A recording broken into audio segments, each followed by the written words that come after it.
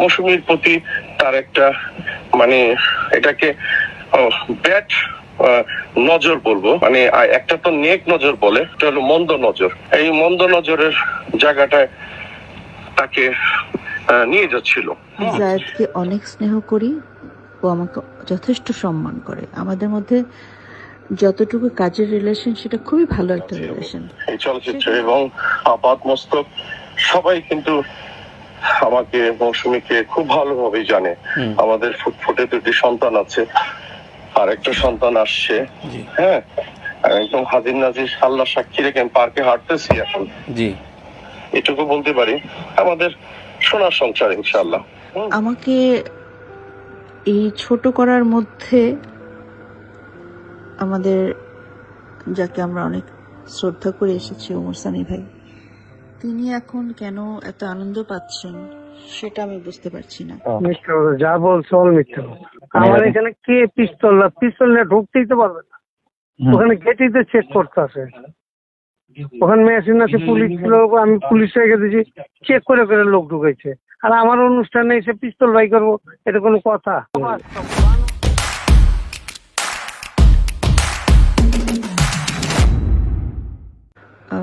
আমি জায়েদকে অনেক স্নেহ করি, ও আমাকে যথেষ্ট সম্মান করে। আমাদের মধ্যে যতটুকু কাজের রিলেশন সেটা খুবই ভালো একটা রিলেশন।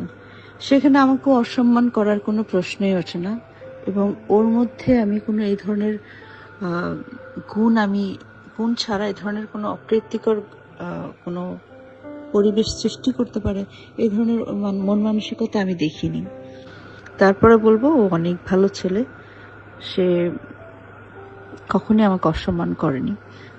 একেবারে একান্তই আমাদের ব্যক্তিগত সমস্যা, সেই সমস্যা আমাদের পারিবারিকভাবেই সলভ হওয়া উচিত ছিল। আমাকে এই ছোট করার মধ্যে আমাদের যাকে আমরা অনেক শ্রদ্ধা করে এসেছি, ওমর সানি ভাই, তিনি এখন কেন এত আনন্দ পাচ্ছেন সেটা আমি বুঝতে পারছি না। আমার কোনো সমস্যা থাকলে অবশ্যই আমার সাথে সলভ করবে, সেটাই আমি আশা করি। তো আপনারা সাংবাদিক ভাইরা আসলে একটা নিউজ পেলেই সেটা কথা না বলেই খুব সহজভাবে লিখে দেন, এটা আসলে কাম্য না। একটু আলোচনা করা উচিত, তারপরে লেখা উচিত। যেহেতু আমার প্রসঙ্গ আসছে, তিনি একতরফা বলেছেন, কিন্তু আমি বলেছি কিনা, আমি অভিযোগ করেছি কিনা সেটা জানাটা খুব বেশি ইম্পর্টেন্ট ছিল। তো সেক্ষেত্রে বলবো যে এখন আমি অডিওটা এই জন্য দিয়ে দিলাম, আমি মনে করলাম এটা খুব জরুরি যে আমার নামটা যেন এখানে কোনো অপ্রয়োজনে না আসে। ব্যাপারে আমি কিছু জানি না, কোন ঝগড়াঝাটি তো হয়নি, এগুলো অবাস্তব।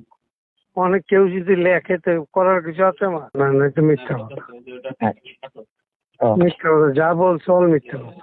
আমার এখানে কে পিস্তল নিয়ে ঢুকতেই তো পারবে না, ওখানে গেটেই তো চেক করতে আসে। ওখানে মেশিন আছে, পুলিশ ছিল, আমি পুলিশ রেখে দিয়েছি, চেক করে করে লোক ঢুকেছে। আর আমার অনুষ্ঠানে এসে পিস্তল বাই করবো, এটা কোনো কথা? বাস্তব, বানোয়াট এবং ভিত্তিহীন এসব কথা। বিষয়টা হয়েছে কি যে আমরা চলচ্চিত্রের মানুষ, আর বিশেষ করে সম্মানের সাথেই কিন্তু আছি আমি এই চলচ্চিত্রে, এবং আপাত মস্তক সবাই কিন্তু আমাকে মৌসুমীকে খুব ভালোভাবেই জানে। আমাদের ফুটফুটে দুটি সন্তান আছে, আর একটা সন্তান আসছে। হ্যাঁ, একদম হাজির নাজির আল্লাহ সাক্ষী রেখে পার্কে হাঁটতেছি এখন। জি, এটুকু বলতে পারি আমাদের সোনার সংসার ইনশাআল্লাহ। কিন্তু বাট এই নির্বাচনকালীন সময় ডিপজল সাহেবের কথা শুনে তাকে সম্মান দিতে গিয়ে দেখলাম যে আসলে আমাদের চরম ভুল হয়েছে। হ্যাঁ, কারণ ডিপজল সাহেব আমার পাশে আসছিল, অসুস্থ ছিল, ইমোশনাল কিছু কথা বলেছিলেন। হ্যাঁ, ওইটার পরিপ্রেক্ষিতে বলছে যে মৌসুমী তুমি আমাদের সাথে থাকো। তো আমরা কিন্তু রাজি হইনি, মৌসুমী রাজি ছিল না। দেন ওই ছবির সময়ও কিন্তু আমরা কিন্তু ছবিটা করতে চাইনি জায়েদ খানের কারণে। সোনার সংসার, হ্যাঁ, সোনার চর। দেন ক্যারেক্টার ঘুরিয়ে জাহিদ হোসেন অনেক কনভিন্স করার চেষ্টা করলো যে ছবি তো ছবি, তো কনভিন্স করার চেষ্টা করলো। আমাদের বন্ধু কি বলে জাহাঙ্গীর শিকদার, হ্যাঁ, এভাবে রিকোয়েস্ট করলো। তাদের তো আমি জাহাঙ্গীর শিকদারের তো দোষ দিব না, সে তো একটা ছবির কারণে করতে চেয়েছে মেবি। আর সেটার রেস ধরে কিছুদিন যাবৎ আমি দেখছি এমনি সে সবাইকে ওই আমার মায়ের মতো বড় বোন পায়ে ধরে সালাম করে, অমক করে, তো কি করে। আর তো সাইকনের সম্পর্কে তো ইন্ডাস্ট্রি পুরোটাই জি জি জি, কিন্তু আপনার রাগটা মানে হলো কিভাবে, মানে কি কি নিয়ে শুরু হয়েছে? ব্যাপারটা হয়েছে কি যে বেশ কিছুদিন যাবৎ দেখতেছি যে মৌসুমীর প্রতি তার একটা মানে এটাকে ব্যাড নজর বলবো, মানে একটা তো নেক নজর বলে, এটা হলো মন্দ নজর। এই মন্দ নজরের জায়গাটায় তাকে নিয়ে যাচ্ছিল। তো বাই দিস টাইম আমি কিন্তু তাকে হোয়াটসঅ্যাপে আমি তাকে বলছি যে মানুষ বাঁচে কতদিন, তুমি এই ধরনের কোনো কিছু করো না। হ্যাঁ, তো তাকে আমি প্রচন্ড সাবধান করার চেষ্টা করেছি এবং যতটুকু জানি সে কিন্তু শুনেছি মানুষের কাছ থেকে আমি, এবং কিছু প্রমাণও পেয়েছি। সে ব্ল্যাক ম্যাজিক, অমুক টমুক, হ্যাং ট্যাং, এই দিস এন্ড দিস হয়তো বা করে। আমরা মুসলমান হিসাবে এটাকে চরমতম ঘৃণা করি, বাস্তব সত্য কথা। কারণ আমাদের তো শেষ টাইমে 5 ওয়াক্ত নামাজ পড়ার পরও আমাদের তো যেতে হবে কবরে, এটাই তো বাস্তব। তো সে দীর্ঘদিন যাবৎ মৌসুমীকে ডিস্টার্ব করে আসছে, মানে এটা নীরবে বলবো না, আমি ইজ্জতের খাতিরে এটা সহ্য করার চেষ্টা করতেছি। আর সহ্য কতই বা করবো, আমাদের কিছু জিনিস, এবং তাকে বুঝতেছি তাকে ব্ল্যাকমেল করার একটা চেষ্টার মতো আছে। হ্যাঁ, তো হ্যাঁ হয়তো বা মানে এটা আমার পয়েন্ট অফ ভিউ থেকে মানে আছে না যে ব্ল্যাকমেল বিষয়টা কি হয়। হ্যাঁ, তো এর আগেও আমি শুনেছি যে মন্টানা লাউঞ্জ বন্ধ করার পিছনে তার অহেতুক জঘন্য হাত আছে। হ্যাঁ, আমার ছেলেকে অনেকেই দেখিয়েছে। আপনার ছেলেকে সেভ করছে এটা বলছিল জায়েদ, এটা ওনার কথা, কিন্তু আমাদের জিনিসে হচ্ছে ওই যে মানে কিছু কিছু জিনিস আছে না, ওই যে কি বলে প্রবাদ বাক্যের মতো কথা হয়তো বা বলছে জায়েদ খান, কিন্তু বাস্তবিক সত্য কথা। সে এটার ইয়াকে ফাঁদ দিয়ে আমাকে কিন্তু বারবারই বলতো যে বাবা এই জায়েদ খান কিন্তু আমাদের সর্বনাশ করতো। আমরা কি বা দুইজন মানুষ যা কামাই করি, হ্যাঁ, অর্থনৈতিক ভাবে আমাদের কোনো অবৈধ রোজগার নেই, সেখান থেকে ছেলেটাকে এস্টাবলিশ করার, মেয়েটাকে পড়াশোনা করাবার চেষ্টায় রত ছিলাম সারাটা জীবনে, এখনো আছে। আর আমাদের তো ইনকাম সোর্স কমে গেছে, সবকিছু আছে। তো মানুষ তো যে শিল্পী হিসাবে এটা তো সবসময় চাবে যে একটা ব্যবসা করে এটা কিভাবে স্টাবলিশ হওয়া যায় স্বাভাবিকভাবে। তাকে আমি কিছু জিনিস আমাদের কাছে, যাই হোক আমার ফরদিনের কাছে ডকুমেন্টস মানে আছে, তার যে ডিস্টার্বের নমুনা এটা আমাদের কাছে আছে। তো আমার ওয়াইফ তো হচ্ছে ফ্যাবুলাস ভাই, সে চলচ্চিত্রের হলো আমি মনে করি প্রিয়দর্শিনী, মা হিসাবেও সাকসেস ছিল, স্বামী হিসাবেও সাকসেস। এই স্বামীর প্রতি তার পরিবারের প্রতি তাকে আমি 27 বছরে এমন কিছু ইনডিসেন্ট কোনো কিছু আমি দেখিনি বাস্তবতে। দেখলে হয়তো বা আমি এটাকে বহু আগে এন্ড করে দিতে পারতাম। হ্যাঁ, কারণ আমি তো একজন কি বলে, আমি অথর্ব কোনো মানুষ নই, ঠিক আছে। তো এই জায়গাটা থেকে তো এখন এই জায়গাটা এসে আমি আউটবাস্ট হয়ে গেছি। আমি দীপজল সাহেবকে প্রচন্ড রকমের শ্রদ্ধা করি, তাকে বিষয়টা জানাইছি প্রায় 5-7 দিন আগে। আমার বলছে তুমি চিন্তা করো না, আমি সব ঠিক করে দিচ্ছি, হ্যাঁ, ও ডিস্টার্ব করবে না, ট্যাং না। আজকে মামা দেখেন এটা লজ্জার বিষয়, এটা বিষয়, আমি চাই না হ্যাঁ এই ধরনের কোনো কিছু করুক। তারপরে 10 তারিখ যে তার ছেলের বিয়ে গেল, সেদিন আমাকে 7টার সময় দীপজল সাহেব ফোন দিয়েছে, বাবা আমি তো মামা বলি তাকে, অনেক শ্রদ্ধার সহিত আমার বললো, আমি বলে দিয়েছি সে আর ডিস্টার্ব করবে না, কোনো কিছু না। কিন্তু দেখলাম আচরণগত দিক থেকে তার কোনো পরিবর্তন নাই। আমি ওখানে গিয়েছি, আমি মামার সাথে দেখা করতে গিয়ে দেখলাম সেকেন্ডের ভিতরে, আমার হিতায়ত জ্ঞান ছিল না, সেকেন্ডের মধ্যে দেখলাম যে অঞ্জনা আপা, সুচিরিতা আপা, রোজিনা আপা, সবাই বসে, আরো কিছু হয়তো গণ্যমান্য ব্যক্তি ছিলেন, আমি এই সাইডে খেয়াল করিনি। আমি অঝরে তাকে চর মারছি। তো চর মারার পরে প্রেক্ষিতে সে দাঁড়ায় কোমরে হাত দিয়ে বলতেছে, এই পিস্তল দেখছো, একদম বলে দেবো, গুলি করে দেবো কিন্তু। এই কথা বলছে? হ্যাঁ, খুব আস্তে করে আমাকে। তো আমি সাথে সাথে কাউন্টার, আমি মানে বিষয়টা আমি তাকে বলার চেষ্টা করছি, সরি টু সে, আমি ল্যাঙ্গুয়েজ খারাপ করছি, আমি যে পিস্তলটা,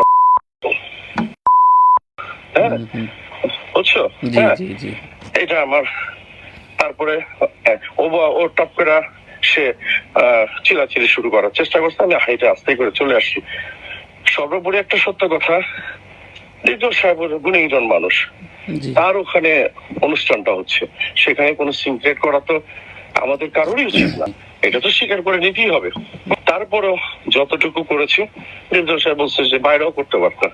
আমি বলছি বাইরে করলে হয়তো বা, হ্যাঁ, তার চলচ্চিত্রের সার্বিক অবস্থায় সে যে ক্ষতিকারক একটা মানুষ, চলচ্চিত্র, পুরো চলচ্চিত্রের A to Z সবাই জানে।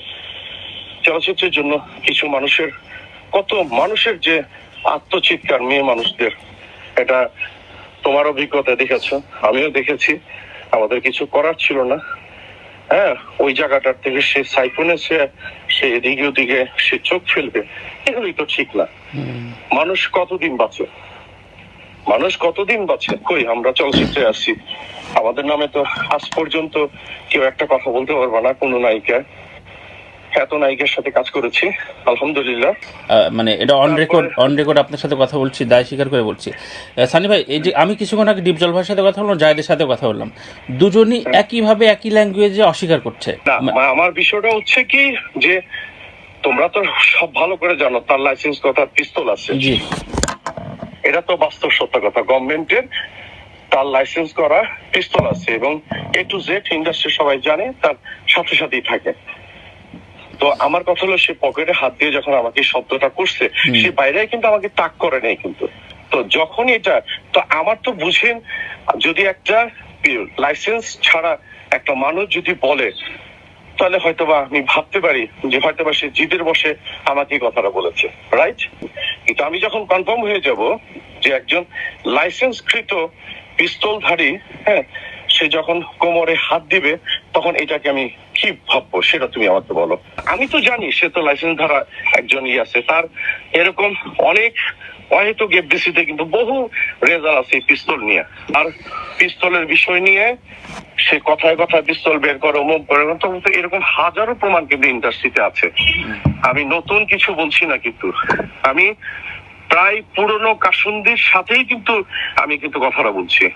হয়তো ওই সাইডে ডিপজল মামা খেয়াল করেনি, ও আসতে বলেছে, আমিও আসতে শুনেছি, আমিও ওইভাবে পিছনে ছিল, মানে ডিপজল মামা। হ্যাঁ, এখন উনি ন্যাচারালি আমাদেরকে প্রচন্ড ভালোবাসে। গতকালও ফোন দিয়ে বলছে যে ঠিক আছে মামা, তুমি চুপচাপ থাকো, আমি সবাইকে শাসন করে দিব। তো আমাদের এই ইন্ডাস্ট্রির স্বার্থে আমি যে কথাগুলি তোমাকে বললাম, হ্যাঁ, আমরা এরকম একটা জায়গায়, আমার ছেলে বারবার বলে, বাবা এই একটা লোকের কারণে কেন ইলেকশন করতে গেলা? আমি বলছি ইলেকশন তো করতে গেছি ডিপজল সাহেবের কথা রিকোয়েস্টের কারণে বাবা, সেখানে তো আমি করিনি, তোমার মা গেছে। হ্যাঁ, আর তো বলে যে এই নির্বাচনের কারণে আজকে কেন এরকম হবে, হ্যাঁ, জিনিস। আর সে তো বিব্রত, সে বারবার বলে আসছে যে আমার মন্টেনার এই অহেতুক করার কারণে। যাই হোক, ওখান থেকে আসছে আমাদের কত লস হয়েছে ভাইয়া, ছেলেটার বিয়ে দিছি, হ্যাঁ, আমাদের তো কাজ করে খেতে হয় না, ওই সময় একটা বড় ঝড়ঝাপটা গেছে, এটা তো আমরা জানিও, বোঝা যায়। তারপরে ছেলের বিয়ের খরচ, সবকিছু, ছেলেটার, মেয়েটার, আমাদের ইনকাম সোর্স কি অবস্থা নেমে গেছে আমার। হ্যাঁ, তো এই যে কি বলে, এইভাবে আমি নীরবে কিন্তু নিবৃত করার চেষ্টা করেছি। এখন কি কোনো মামলা বা কোনো কিছুতে না, এই স্টেপে যাবেন ধরনের কিনা? শোনো, এই ধরনের আমি বলি, এই ধরনের কোনো কিছু এই মুহূর্তে চিন্তা ভাবনা করছি না। আমাদের চলচ্চিত্রের মুরব্বীরা আছে, জি আমি এখনো কাঞ্চন ভাইকে মুরব্বী ভাবি, আলমগীর সাহেবকে মুরব্বী ভাবি, ফারুক সাহেবকে মুরব্বী ভাবি, হ্যাঁ এরা সবাই আছে, উজ্জ্বল সাহেব আছে, হ্যাঁ আমি এখনো মুরব্বী আছি, আনোয়ারা দি আছে, তারপর ববিতা আপা আছে, শাবানা আপা আছে, এখনো তারা বেঁচে আছে। হ্যাঁ? আমি এই চলচ্চিত্রেরই মানুষ, আমি অত্যন্ত শ্রদ্ধা করি। হ্যাঁ, এই যাচ্ছে তাই অবস্থার মধ্যে থেকেও যে এই ধরনের একটা ঘটনা ঘটবে আমি কখনই আমি চাইনি। আমি আল্লাহর কাছে সবসময় বলেছি, আল্লাহ তুমি আমাদেরকে ইজ্জতের সাহেব রাখো, কামিয়াবি করো। তো আমি তো একটা মানুষ, ঠিক না? এই হলো অবস্থার মধ্যে থেকে আমি তোমাকে বললাম।